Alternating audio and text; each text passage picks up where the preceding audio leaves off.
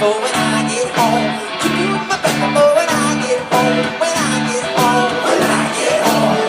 Thinking baby when the money's gone. Thinking baby when the money's gone. Thinking baby when the money's gone. The money's gone. The money's gone. I don't give a damn about what I see. I don't give a damn about what I know. I don't know. See, you gotta say that's all for you. The loving that should be wasted too. Picking up the feathers when your birthday comes. Picking up the feathers when your birthday comes. Picking up the feathers when your birthday comes. Your birthday comes. Your birthday comes. Cooking up again and I was 6 p.m. Cooking up again and I was 6 p.m. Cooking up again and I was 6 p.m. For 6 p.m. For 6 p.m. Man, I don't give a damn what I see. Socrates Villarreal here with Hispanic Panic. We're catching up with Born Ruffians at the Casbah in San Diego. This venue's been around for almost 25 years. A lot of crazy names have been through here. Big stars, Arcade Fire, Nirvana. You guys have had market success in a lot of different spaces, both commercial and have had toured a number of continents. I'm excited to catch up with you guys, and I appreciate you taking some time to sit down with me here. Just launched not even a month ago your third album, Birthmarks, and I've had a quick listen through, but it's from what I understand, you came to this album in a different creative process than in the past. Tell me a little about how that came through. Yeah, sort of. I mean, in some ways it was going back to a creative process that we had originally when we kind of started playing as a band. It was trying to get back to that. Basically, living together was like the main thing that I thought we needed to do. My ideal situation for that was to like find a farmhouse somewhere rural in Ontario that wasn't too far from the city, from Toronto. We're from Toronto. Yeah, we kind of lucked out, found this farmhouse in Stratford, which is where Justin Bieber's from, just a really nice town. And yeah, we went out there for a month in the spring and then a month in the fall again, and just lived there basically for a month. I mean, we'd go back on these guys would go back on weekends. I would stay at the farmhouse, but yeah, it was just getting back to living together where you didn't have set schedules and rehearsal spaces, which is how we did Say It, where we had to go to a rehearsal space 3 days a week, where we had our time from 11 to 4 and try and work on stuff in those time frames instead of just being able to like go down in the basement when we used to live together and jam and write songs and play together. And it was really just trying to get back to that, where it was just, it's fun, we're out there, we're hanging out, and music is just something we do when we are all in the mood to do it, and anybody can just go in and play whenever they want, and we just demoed a bunch, and yeah, that was basically that and a bunch of other writing scenarios, but that was like the most important, sort of getting together and feeling like we're really doing a record together, and yeah.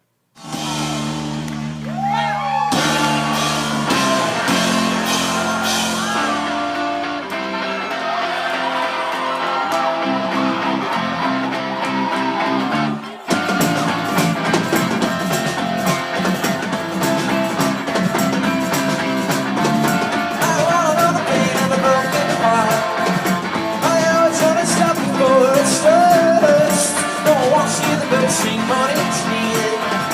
Doing something that I've been not to you. Well, let's feel the pain of a broken heart. Did the never know that I can fall that far. No one wants to hear the boys singing lovesick songs.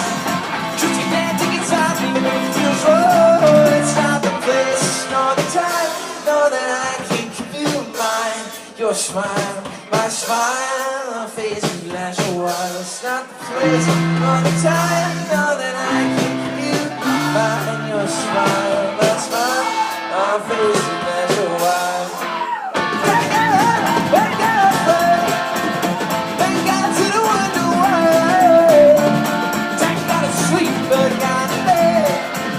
Then you gotta tell something you understand. You guys spend a lot of time on the road. I mentioned before y'all crisscrossed the world. You know, there's different aspirations for different bands, and what is that goal for you guys? I mean, is it to be the globe tromping band, or is it, you know, you also, I follow you guys online, and you keep a really close dialogue with your fan base, which is it's awesome to do in this space that it's democratized where that communication is. Tell me a little bit about like what those goals are and how you plan to achieve them. Well, as far as touring, I mean, it's like on one hand we want to tour as many places as we can. We'd love to go to China. We'd love to play in South America and do all that stuff. But also always the main goal that I have in mind is always just wanting to tour everywhere, but do it on like be able to play, I guess, in every city and every territory to like the same amount of people, you know, like be able to do something where you can go to Brazil and play to like 2,000 people and go to like Sydney and play to 2,000 people and like just somehow doing that. I don't know how you do that, but as far as like the social networking thing goes, yeah, that's Mitch. I mean, Mitch does all of that, and it's a weird, like, a rock band to me when I was a kid is like this mysterious, like they are like gods on a stage, and like there is no connection, and that's kind of part of what's cool about it, you know? It's like you're just like watching them do their thing, but now it's very different. Like you have to be engaged with your fans as well because it's important. Like it's something that we learned, and I think it's something that Mitch just took to. I guess you could probably talk about that a lot. Yeah, I just it's just so easy, you know, like, and it doesn't take anything. I guess like maybe if you're a band who's trying to cultivate some personality where you are something bigger than life or whatever, I guess, but maybe you wouldn't do that as much. But I just think it's so easy, and when people are talking to you on like Facebook or Twitter or something, it's just, I don't know, easy and to respond and just be like, oh, okay. Yeah. Like, and it's just, I don't know, I think we're all just pretty grateful of our fans and stuff too, that we, I would hate to make them think that we don't want to talk to them. You know what I mean? Like, no, it just makes sense for the style of music that we play, our personality as a band. There's really, to me, kind of two different personas you put out there as a musician generally. It's either like the Bob Dylan thing, which is mystery. You never reveal anything about yourself. In this interview, he wouldn't give you a straight answer on anything. Yeah, and bands still do that. I mean, they still take that. That was an Albert Grossman. Like, he managed bands, and the band did that. It was all about mystery, because the less you put out there and the more people will want from you. Good or you stay connected and you just put it out there and you're like, this is us, how's it going? Like, shake your hand, talk to you, and that just translates onto the internet too, where it's like you either put yourself out there, you engage with your fans, or you kind of you sit back. Like the Strokes, maybe the Strokes are kind of an example of that to me, where it's like they play it cool, they don't I put just themselves think, out there. And it's like, I don't know, if maybe from like the get-go we were like really like, I don't know, cerebral with how we created our band and our image or something, then maybe that's something we could think of. But we're just kind of, to be honest, like we're not those guys. We just wouldn't be able to pull it off, I don't think, to be like, oh, we're cool, just, you know, whatever. But I don't know, I think it's just way more fun to talk to fans, and because they're really nice, and and it's just awesome that they are liking us.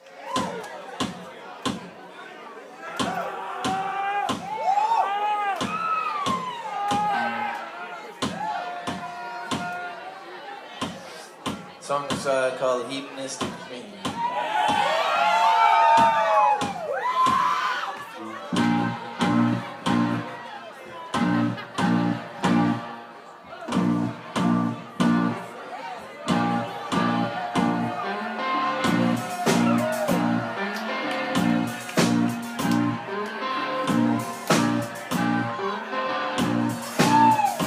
When I stay back home to you, I know exactly just what to do. And when I take these winds to home, I know I won't be alone. And when I hang my trousers dry, I know it won't just be you and I. 'Cause you'll be mom and pa and grandmama and all the children I want. You mentioned Andy earlier and his thirst or appetite, but he's new to the gang. Sort of, yeah. He's the newest, and so what changes did you have breaking him in, or how did that come about? Where We broke him in just Yeah. fine.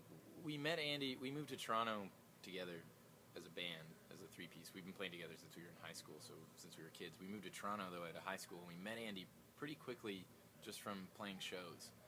Became friends with him, and he introduced us to a bunch of other bands.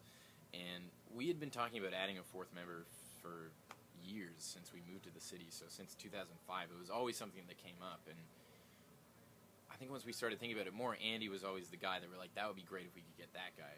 Like, he's great. He's a nice guy, plays well. It was when Steve temporarily stepped out, we got a new drummer in, and me and Mitch were like, well, now's the time, I think, to just add a fourth guy, too, because we're doing this new record where it's going to need another guitar player, it's going to need some keyboards.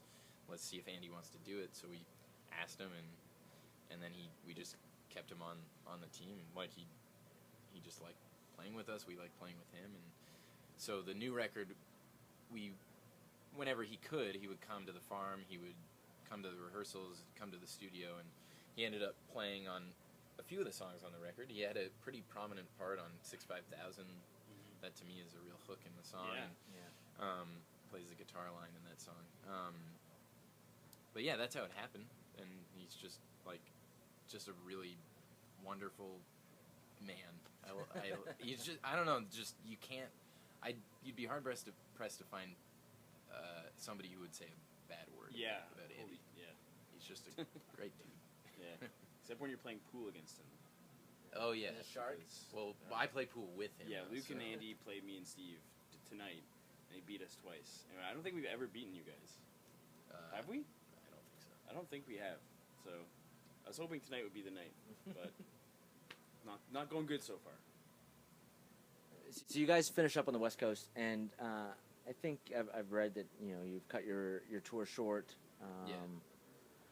I don't know if that's a sore subject or if there's greatness beyond that. Well, we're trying to reschedule what we can for the future. Hopefully, like that's something we want to work on and make sure we can make good where we can and stuff. And actually, right now, for anybody who was going to go to that show, any of those shows, we're sending out a free track, an unreleased track to anybody who had tickets or sends me an email or something, because